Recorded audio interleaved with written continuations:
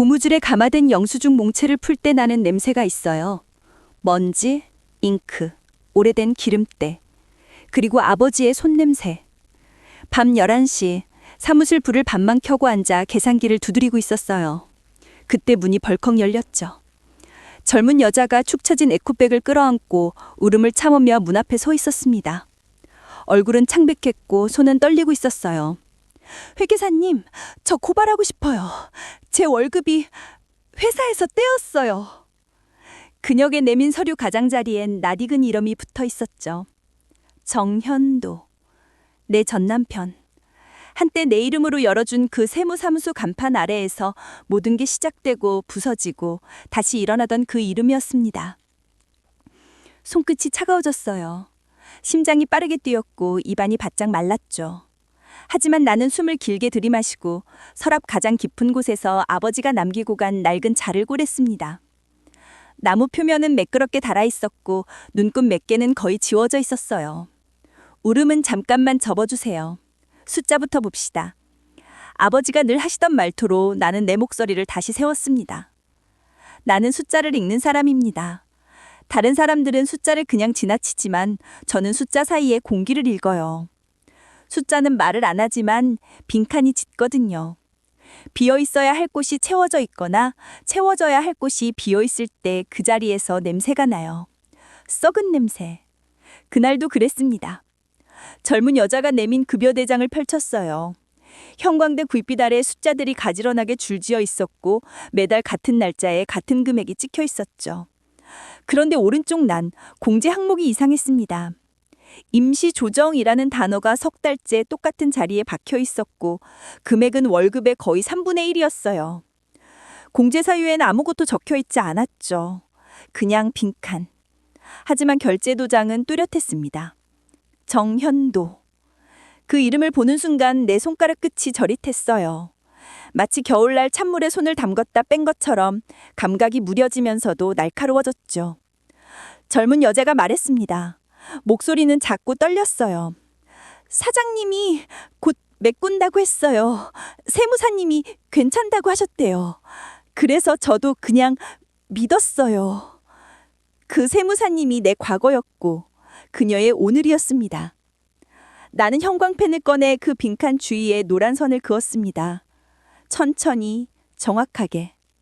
선을 긋는 동안 손이 떨리지 않도록 책상 모서리에 손목을 기댔어요. 그리고 계산기를 두드렸죠. 석 달, 6달, 9달. 누적된 금액이 화면에 떴습니다. 이 정도면 생활비 2달치야. 젊은 여자는 에코백 안에서 구겨진 휴지를 꺼내 눈가를 닦았어요. 마스카라가 번진 자국이 손등에 묻었죠. 저도 한때 저렇게 울었던 기억이 났습니다. 사무실 화장실 거울 앞에서 물을 틀어놓고 소리 없이 울던 날들 있었어요. 이거 어떻게 해야 하나요? 제가 뭘 잘못한 건가요? 아니에요. 당신은 잘못한 게 없어요. 그 말을 하려다가 목구멍에서 무언가 걸렸습니다. 대신 나는 볼펜을 들고 빈 종이에 선을 그었어요. 왼쪽에서 오른쪽으로 돈이 흐른 길을 그렸죠. 이건 임시 조정이 아니에요. 체계적 착복입니다. 단어를 또박또박 발음했어요. 임시가 아니라 고의라는 걸, 조정이 아니라 절도라는 걸 그녀가 알아야 했으니까요. 젊은 여자의 눈이 커졌습니다. 그럼 저 고소할 수 있어요? 할 수 있어요. 해야 해요. 나는 고개를 끄덕이며 서랍에서 위임장 양식을 꺼냈습니다. 종이 위에 의뢰인이라는 칸이 있었고 그 아래 빈칸이 그녀를 기다리고 있었죠. 그때 핸드폰이 울렸어요. 발신자 표시에는 시어머니라는 글자가 떴습니다. 몇 년 만에 보낸 이름. 손가락이 화면 위에서 잠시 멈췄다가 나는 전화를 받지 않고 뒤집어 놓았어요. 지금은 아니야. 젊은 여자가 떨리는 손으로 볼펜을 쥐었습니다. 이름을 쓰는 동안 나는 창밖을 바라보았죠. 밤 11시 거리엔 불이 하나씩 꺼지고 있었고 어디선가 개 짖는 소리가 들렸습니다.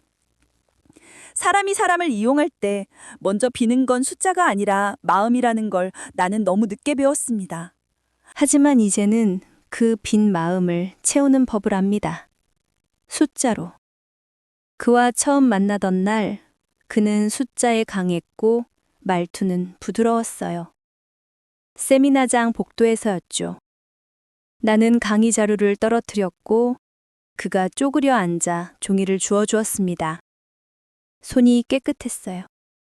손톱 밑까지 깔끔하게 정돈된 장부를 다루는 사람의 손.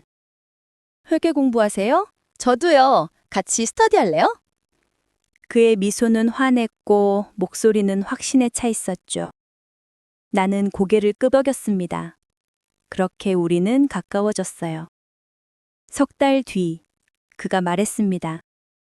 은서야, 숫자는 거짓말 안 해. 사람은 거짓말해도 장부는 정직하거든. 그 말이 진실이라 믿었죠. 그래서 그와 함께 미래를 계산하기 시작했습니다. 결혼자금, 전세 보증금, 사무실 임대료. 우리는 엑셀 시트에 숫자를 채워 넣으며 꿈을 그렸어요. 믿음은 합계가 아니고 누적이더군요. 한 번, 두 번, 세 번. 작은 신뢰가 쌓여 큰 착각이 되는 겁니다. 결혼식 날 아버지는 상가 보증금 5천만 원을 내주시며 말씀하셨어요. 은소야, 명의는 네 이름으로 해. 세상이 어지러워도 도장은 네가 찍어라. 아버지 손은 거칠었습니다. 오랜 세월 장부를 만지고 계산기를 두드려 손가락 마디마다 굳은 살이 박혀 있었죠. 그 손으로 내 손을 꼭 잡으셨어요. 왜 이렇게 단단히 잡으시지? 그때는 몰랐습니다. 아버지가 무엇을 걱정하셨는지. 시댁에 처음 인사 갔을 때 시어머니는 내 손을 훌듯 보며 말했죠. 회계 일한다며? 좋네. 부엌 살림이랑 비슷해. 네가 잘하면 우리 아들 일 잘 될 거야. 그 말 속에 일과 내 중 어느 쪽이 더 무거웠는지 나는 그때 몰랐습니다. 다만 빙그레 웃으며 대답했죠. 열심히 하겠습니다. 시어머니는 만족스럽게 고개를 끄덕이며 현도 아버지를 돌아봤어요. 시아버지는 신문을 펼친 채 한마디만 했습니다. 현도 잘 뒷받침해줘. 뒷받침. 그 단어가 내 역할이었어요. 사무실 간판을 달던 날 나는 사다리 아래서 올려다봤습니다. 정천도 세무사 사무소라는 글씨가 햇볕을 받아 반짝였죠. 내 이름은 어디에도 없었습니다. 명의는 내 거였지만 간판은 그의 것이었습니다. 은서야, 고마워. 네가 없었으면 이거 못했어. 그가 사다리에서 내려와 내 어깨를 두드렸어요. 고마워라는 말이 자꾸 들렸습니다. 고마워, 고마워. 감사는 많은데 이름은 없는 그런 시작이었죠. 그날 밤 우리는 작은 식당에서 삼겹살을 구워 먹었어요. 그는 소주잔을 들며 말했습니다.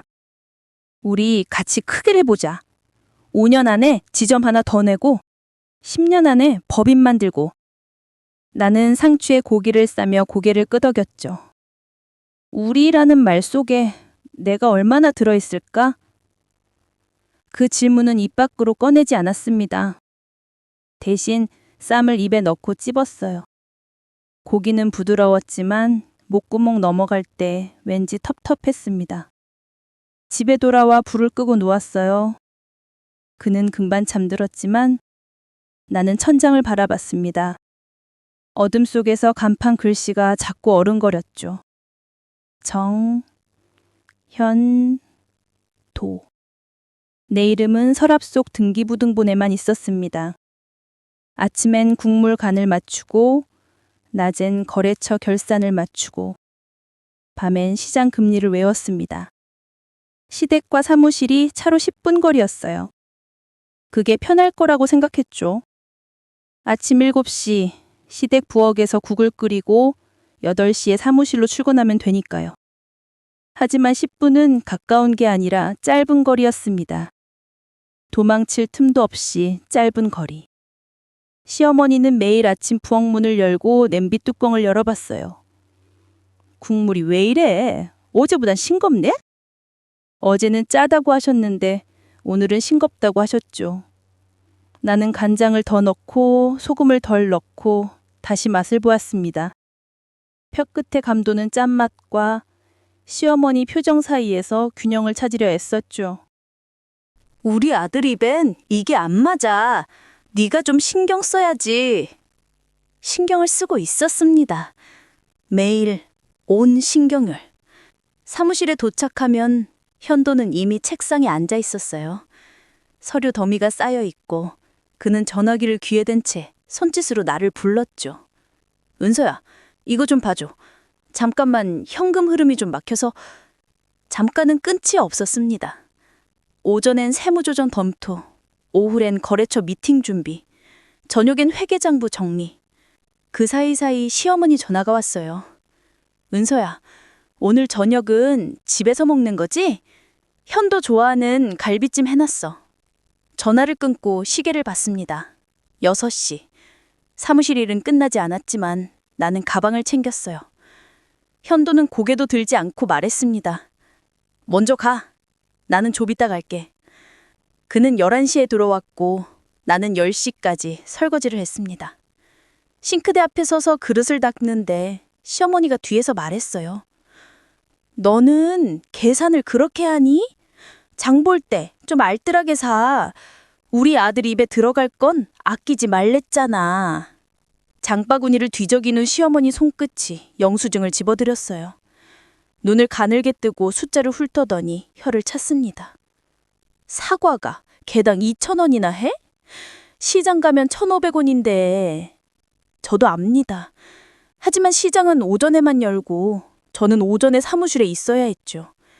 마트는 밤 10시까지 열었고 그 시간이면 할인 코너에 아무것도 남지 않았습니다. 죄송해요. 다음엔 더 신경 쓸게요. 그 말만 반복했어요. 죄송해요. 신경 쓸게요.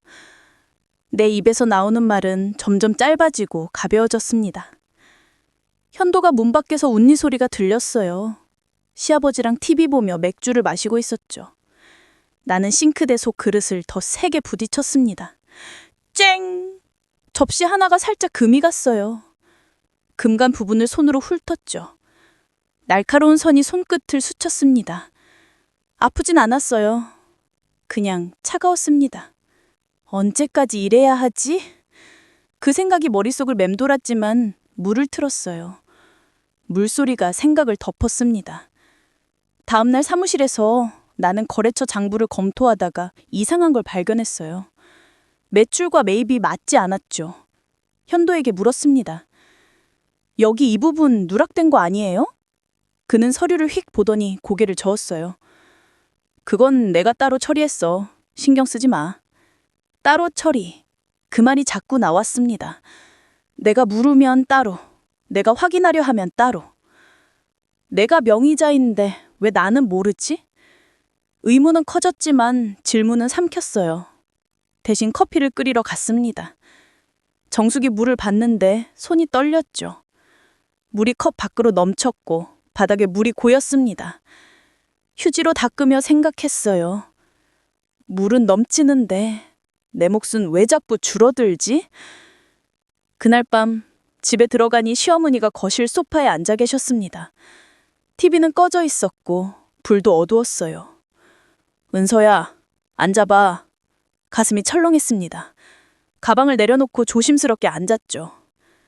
너 요즘 현도한테 뭐라 했니? 아무 말도 안 했는데요? 그 말이 목까지 올라왔지만 꿀꺽 참켰습니다. 아니에요. 무슨 일 있으세요? 시어머니는 한숨을 길게 쉬었어요. 현도가 요즘 힘들어 보여. 네가 좀 잘해줘야지. 아내가 남편을 떠받쳐줘야 집안이 서는 거야. 떠받치다, 뒷받침하다. 다 같은 말이었죠.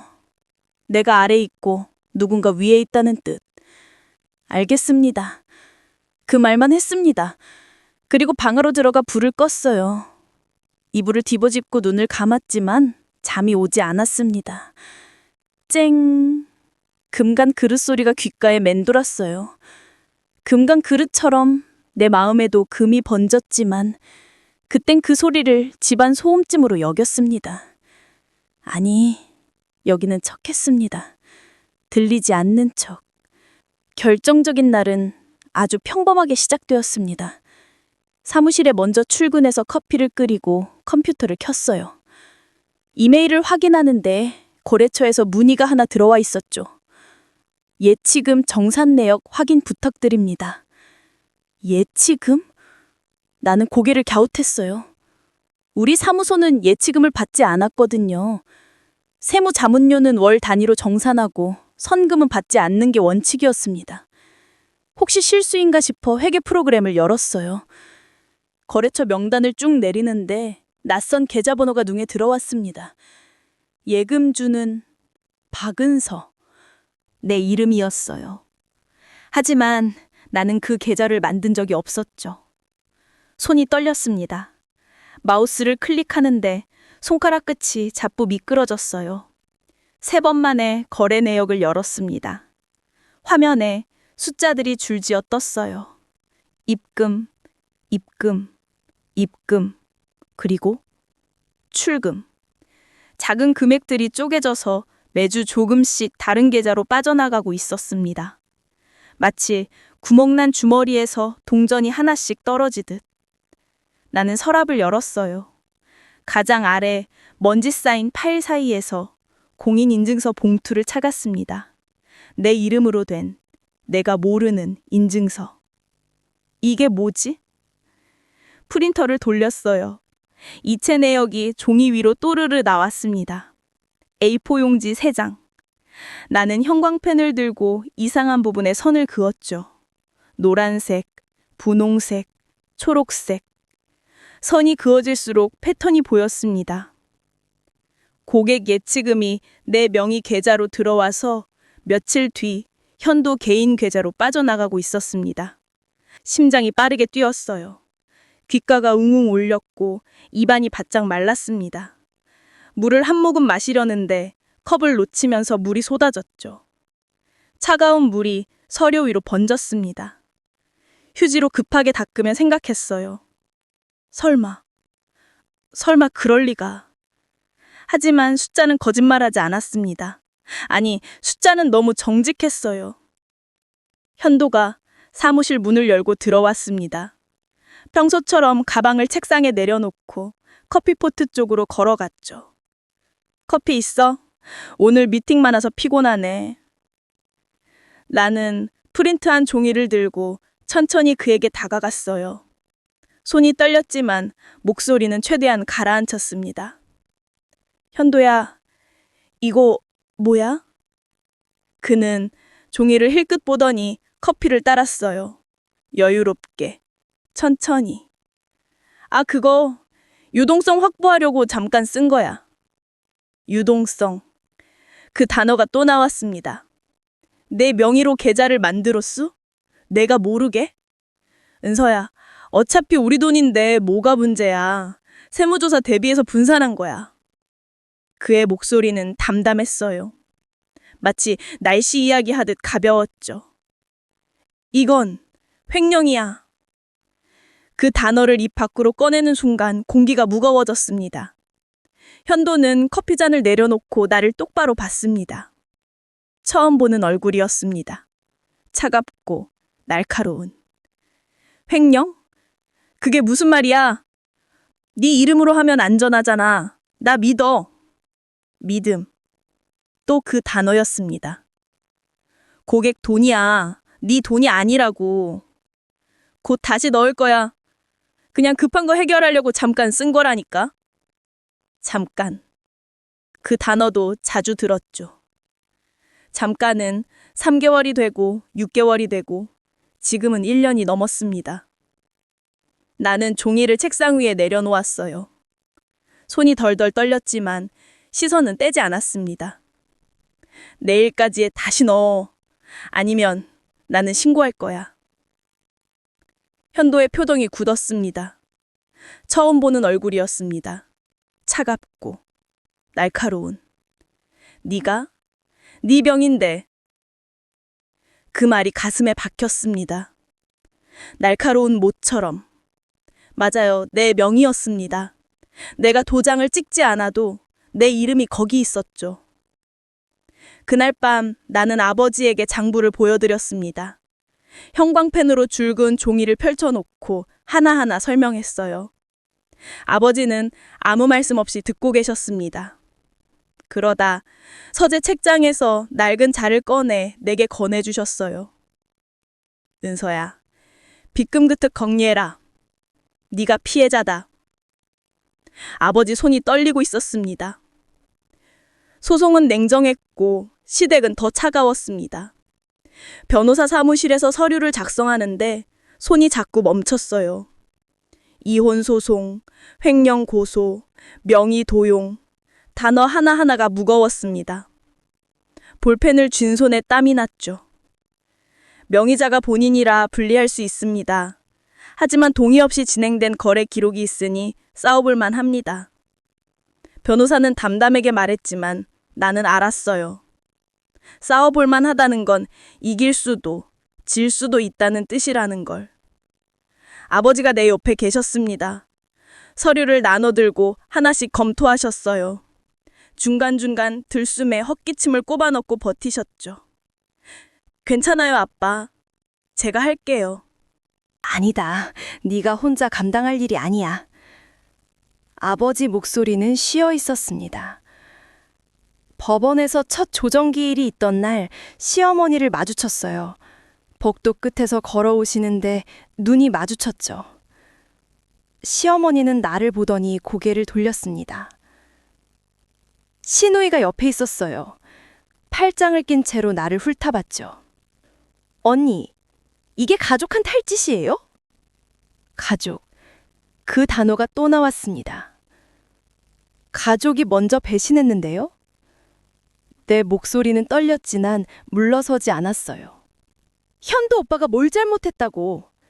회사 일 하다 보면 그럴 수도 있는 거잖아요. 언니가 이해를 해줘야지. 이해, 참아, 넘어가. 그런 단어들이 나를 여기까지 끌고 온 거였습니다.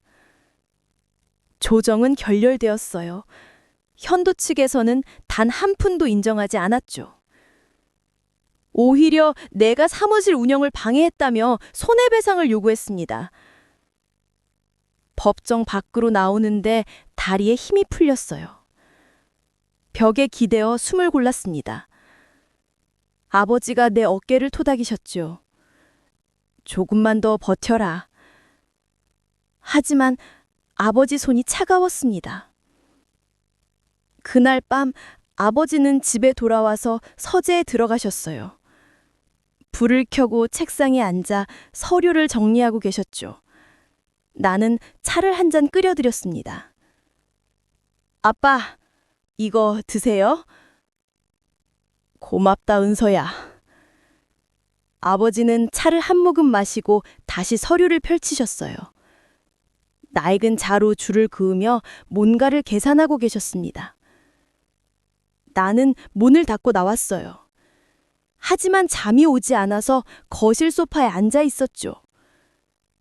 새벽 4시쯤이었을 거예요. 서재에서 둔탁한 소리가 났습니다. 쿵. 나는 벌떡 일어나 서재 문을 열었어요. 아버지가 책상에 엎드려 계셨습니다. 아빠? 아빠! 손을 흔들어도 어깨를 흔들어도 대답이 없었어요.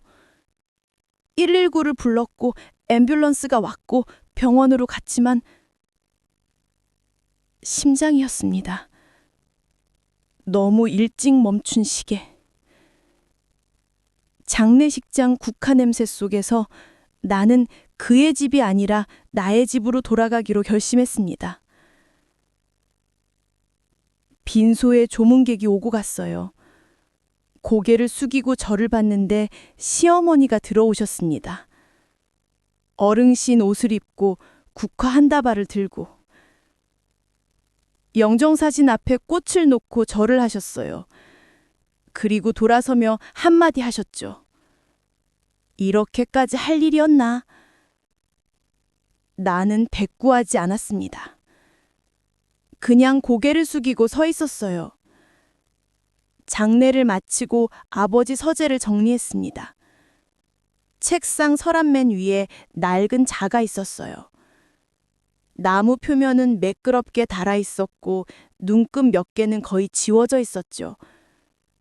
나는 그 자를 꺼내 가방에 넣었습니다. 그리고 반년을 거의 잠없이 공부했어요. 아버지 서재에서 형광등을 켜고 문제집을 풀고 기출문제를 외웠습니다. 손가락 끝이 아플 때까지 계산기를 두드렸고 눈이 뿌옇게 흐려질 때까지 장부를 들여다봤죠. 그리고 합격 통지서를 받았습니다. 이름 박은서, 자격 공인회계사. 종이를 펼쳐들고 아버지 영정사진 앞에 놓았어요. 아빠, 제가 해냈어요. 대답은 없었지만 사진 속 아버지는 웃고 계셨습니다. 첫 사건은 아주 작은 가게의 종업원 임금 체불이었습니다. 24살 여자애가 찾아왔어요. 편의점에서 석 달 일했는데 주유수당을 한 번도 못 받았다고 했죠. 사장은 아르바이트생한테는 안 줘도 된다고 했답니다. 제가 잘못 알고 있는 건가요? 여자애는 작은 목소리로 물었어요. 손에 든 비닐봉투엔 구겨진 근로계약서와 타임카드 복사본이 들어있었죠. 나는 서류를 하나씩 펼쳐 책상에 놓았습니다. 타임카드를 형광펜으로 표시하고 달력을 꺼내 주차를 계산했어요. 아니에요. 당신이 맞아요. 일주일에 15시간 이상 일하면 주유수당을 받아야 해요. 계산기를 두드렸습니다. 탈칵, 탈칵. 숫자가 화면에 떴죠. 석 달이면 여기, 이만큼. 여자의 눈이 커졌습니다. 이렇게 많이요? 네, 이건 빚이 아니라 체불이에요. 당신이 이미 일해서 받았어야 할 돈이에요. 나는 벽에 화이트보드를 세웠어요. 파란색 마커로 선을 그었습니다. 시간, 금액, 법 조항. 돈의 길을 눈으로 보이게. 여기서 여기로 흘러야 해요. 이게 당신 손에 들어와야 하는 거예요. 내 손끝이 하얀 보드 위를 따라 움직였죠. 여자애는 고개를 끄덕이며 그 선을 따라 눈을 움직였어요. 내용 증명을 보냈습니다. 사장은 버텼고 나는 더 버텼어요. 고용노동부에 진정서를 냈고 증거 자료를 일목요연하게 정리해서 제출했죠. 사진, 타임카드, 문자 내역, 통화 녹음. 괜찮을까요? 사장님이 화내시면 어떡하죠? 여자애는 불안해했습니다. 화낼 사람은 우리예요.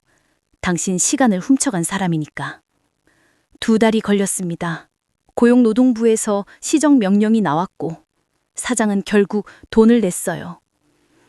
여자애가 사무실도 찾아왔을 때 손에 통장을 들고 있었죠. 들어왔어요. 진짜 들어왔어요. 여자애는 손을 오므려 연신 고맙습니다를 되뇌었어요. 눈가가 붉어졌지만 웃고 있었죠. 나는 물티슈를 건네며 말했습니다. 다음엔 처음부터 요구하세요. 당신 몫이에요. 여자애가 돌아간 뒤 나는 창가에 서서 밖을 바라봤어요. 해가 지고 있었습니다. 하늘이 주황빛으로 물들고 건물 그림자가 길게 늘어났죠. 아버지, 보이세요? 제가 누군가를 도왔어요. 마음속으로 말했습니다. 그 뒤로 사건이 하나씩 들어왔어요. 식당 주방 보주, 학원 강사, 청소 용역 아주머니. 다들 작은 돈을 떼었고 이 정도는 참아야지 하며 살아온 사람들이었죠. 나는 하나하나 서류를 정리하고 선을 그었습니다. 빨간 선, 파란 선, 초록 선. 돈이 어디서 왔고 어디로 가야 하는지 눈으로 보이게 만들었어요. 어느 날 60대 청소 아주머니가 찾아왔습니다. 허리가 굽었고 손등엔 반창고가 붙어 있었어요. 회계사님, 저는 글을 잘 몰라요. 그래도 도와주실 수 있나요? 물론이에요. 제가 대신 읽어드릴게요. 나는 아주머니 옆에 앉아 근로계약서를 한 줄 한 줄 읽어드렸습니다. 천천히, 또박또박. 아주머니는 고개를 끄덕이며 들었어요. 여기 이 부분 보세요. 이게 위법이에요. 위법이요? 네, 법을 어긴 거예요. 아주머니가 잘못한 게 아니에요. 아주머니 눈에서 눈물이 주르륵 흘렀습니다. 저는 평생 제가 모자라서 그런 줄 알았어요. 나는 휴지를 건넸어요. 아주머니는 얼굴을 감싸고 한참 울었죠. 나도 눈가가 뜨거워졌습니다. 코끝이 찡했어요. 그날 나는 알았습니다.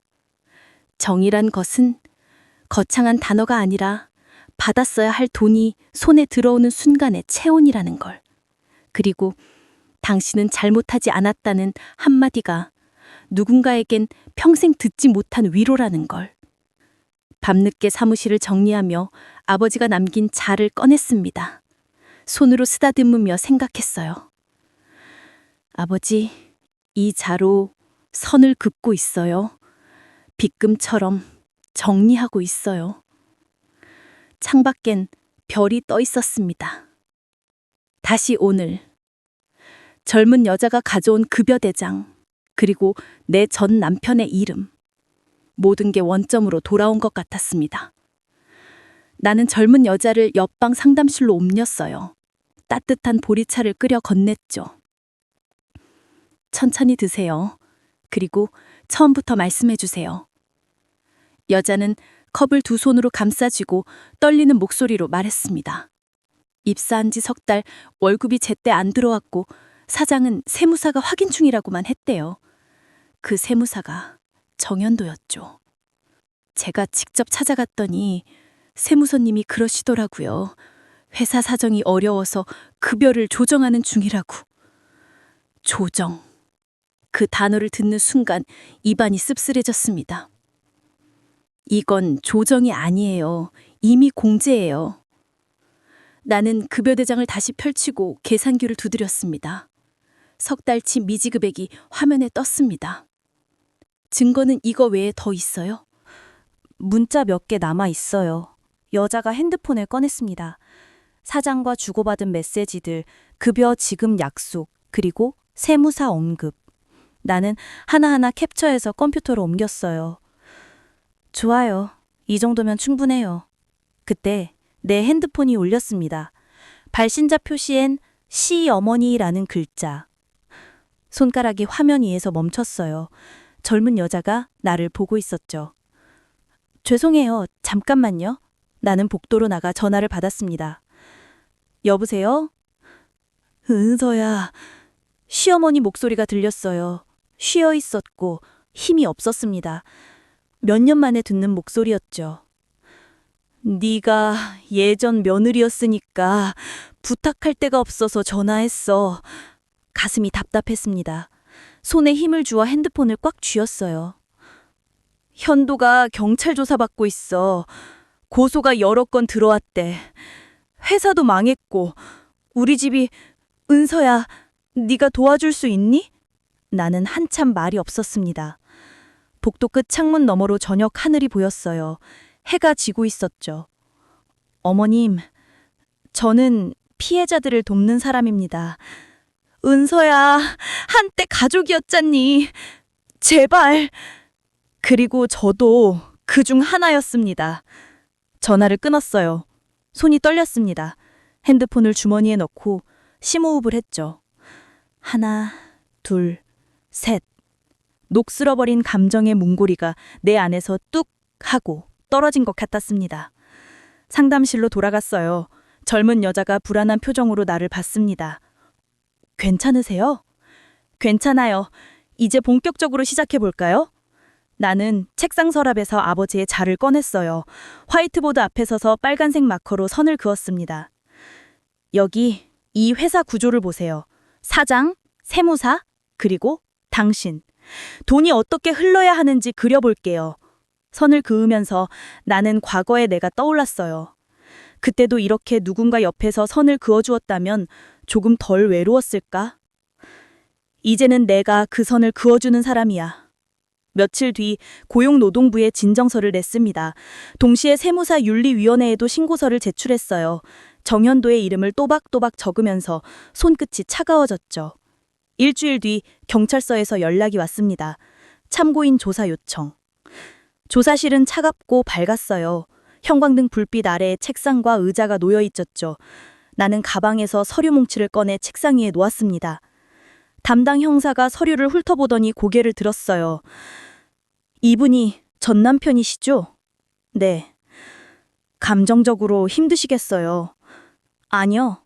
이건 감정이 아니라 사실이에요. 나는 형광펜으로 표시한 부분을 펼쳤습니다. 여기 이 패턴 보이시죠? 3개월마다 반복됩니다. 이건 실수가 아니에요. 형사는 고개를 끄덕이며 기록했습니다. 조사실을 나오는데 복도에서 정현도와 마주쳤어요. 그는 수척해져 있었습니다. 눈 아래 다크서클이 짙었고 셔츠는 구겨져 있었죠. 우리는 잠시 서로를 바라봤습니다. 은서야. 그가 입을 열었어요. 나는 고개를 살짝 숙이고 그냥 지나쳤습니다. 뒤돌아보지 않았어요. 밖으로 나오니 비가 내리고 있었습니다. 최종 조사는 한 달 뒤에 있었습니다. 그날 아침 나는 아버지 서재에서 가져온 자를 가방에 넣었어요. 손으로 한번 쓰다듬고 조심스럽게 넣었죠.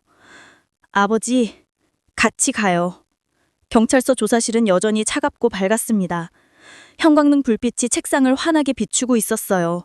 정현도가 이미 앉아 있었죠. 우리는 마주 앉았습니다. 중간에 책상 하나를 두고. 그는 여전히 말이 매끈했어요. 이건 오해예요. 일시적 자금 운용이었고 세무 처리상 불가피한 부분이 있었습니다. 담당 형사가 나를 봤어요. 의견 있으세요? 나는 가방에서 서류 뭉치를 꺼냈어요. A4 용지 20장. 하나하나 책상 위에 펼쳤습니다. 여기 보세요. 손가락으로 첫 번째 줄을 짚었어요. 2022년 3월 고객 A 예치금 500만 원 입금. 나흘 뒤 피의자 개인 계좌로 이체. 2022년 6월 고객 B 예치금 300만 원 입금. 일주일 뒤 동일 계좌로 이체. 손가락이 종이 위를 따라 움직였습니다. 천천히 정확하게. 여기서 여기로 간 돈. 그리고 이 수수료 내역. 계좌 끝자락에 이 작은 숫자들. 형광펜으로 표시한 부분들이 줄줄이 이어졌어요. 이게 일시적이면 왜 18개월 동안 반복되나요? 정현도의 눈빛이 흔들렸습니다. 그리고 이 임시 조정이라는 단어. 나는 젊은 여자의 급여대장을 꺼냈어요. 석 달 연속, 같은 금액, 같은 위치. 임시가 아니에요. 이건 고의예요. 방안이 조용해졌습니다.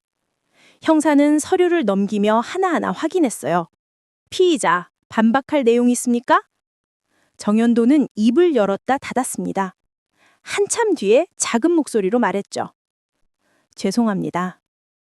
나는 그를 바라봤어요. 한때 사랑했던 사람, 함께 꿈을 그렸던 사람. 하지만 지금은 그냥 피의자였습니다.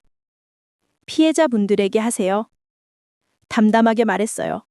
목소리가 떨리지 않았습니다. 석 달 뒤 판결이 나왔습니다. 유죄, 징역 1년 6개월, 집행유예 3년, 배상 명령, 세무사 자격정지 2년.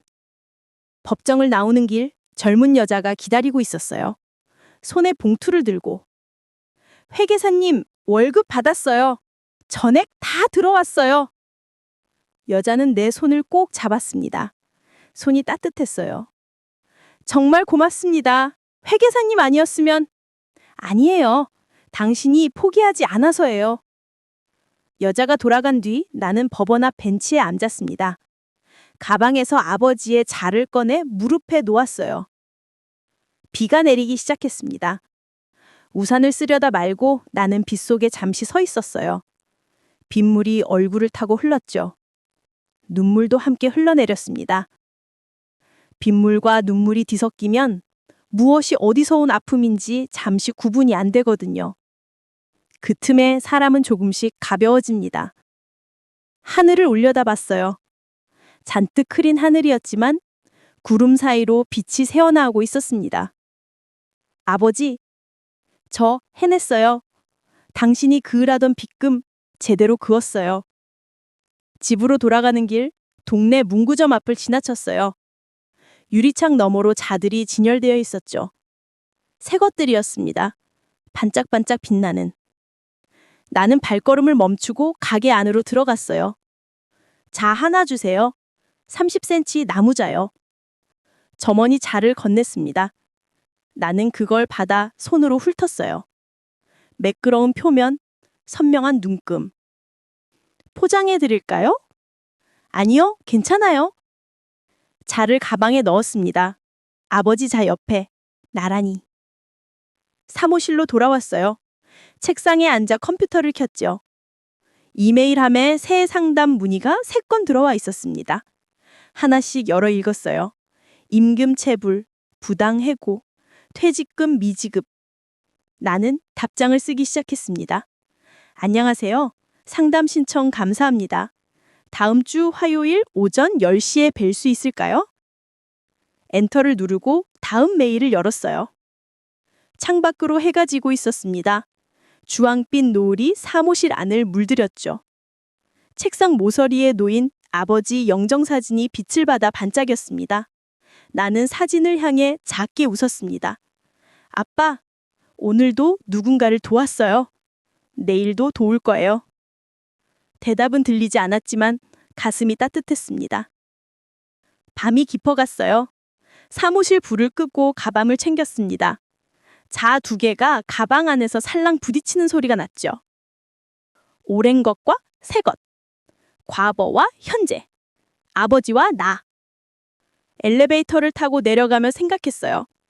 장부는 닫히는 게 아니라 넘어가는 거구나. 1층 로비로 나왔습니다. 밤 공기가 차고 맑았어요. 별이 떠 있었죠.